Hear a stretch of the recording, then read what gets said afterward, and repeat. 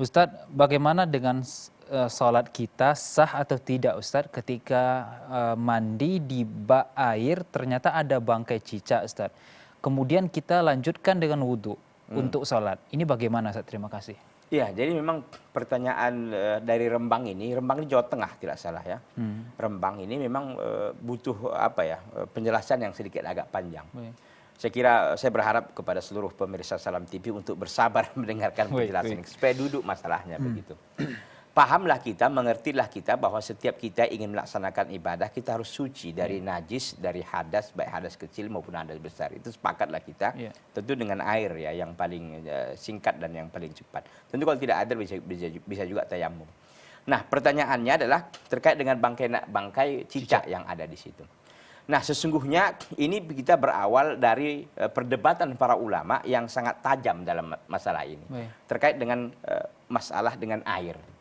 Nah, air dalam kitab-kitab fikih para ulama itu kan mereka sampaikan pertama babu toharoh, bab tentang bersuci itu. Mereka akan jelaskan dulu sumber-sumber air yang bisa kita jadikan untuk bersuci. Ada 7. Yang pertama air hujan.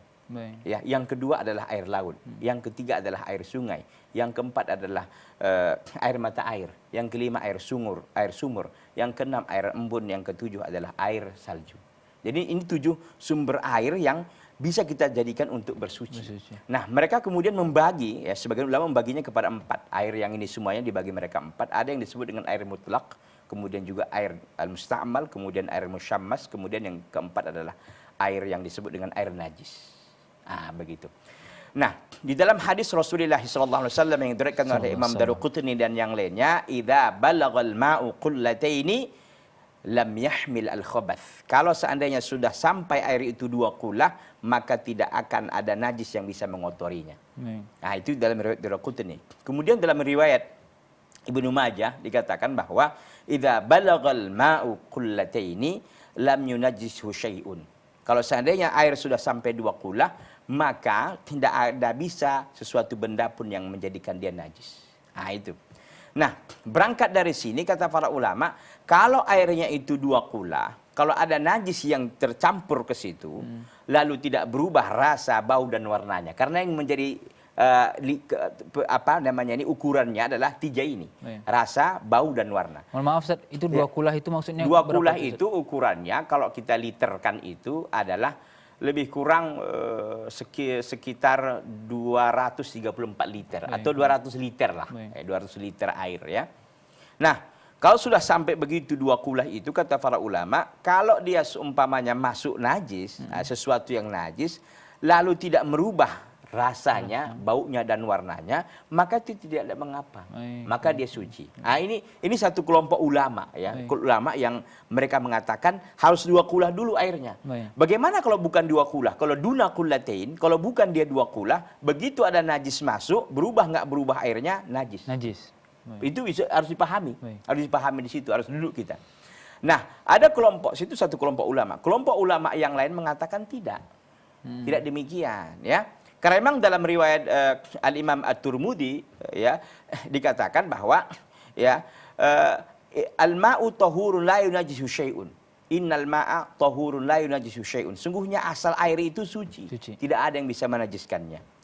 Nah, dikatakan oleh para ulama kalau seandainya kelompok yang kedua ya, kalau seandainya air itu ada, nggak sampailah 2 kulah kita katakan.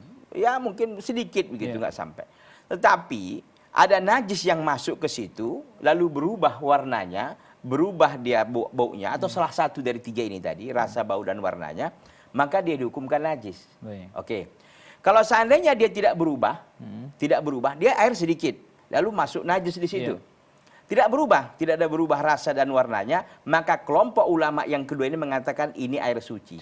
Kalau tadi ulama yang pertama mengatakan harus 2 kulah. Harus 2 kulah, karena kalau nggak 2 kulah nggak berubah dia najis. Itu kuncinya. Maka saya condong kepada pendapat kedua, ya pendapat kedua dari para ulama yang mengatakan selama air itu tidak berubah rasa, bau dan warnanya, walaupun masuk najis, maka air itu suci dan menyucikan. Ini yang perlu kita pahami dengan baik ya.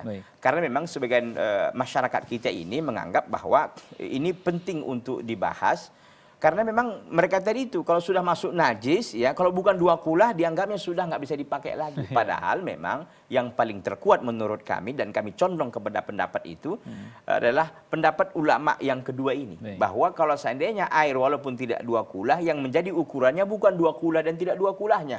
Tapi yang menjadi ukuran adalah apakah berubah salah satu dari sifat air yang 3 tadi. Rasa, bau, dan warnanya.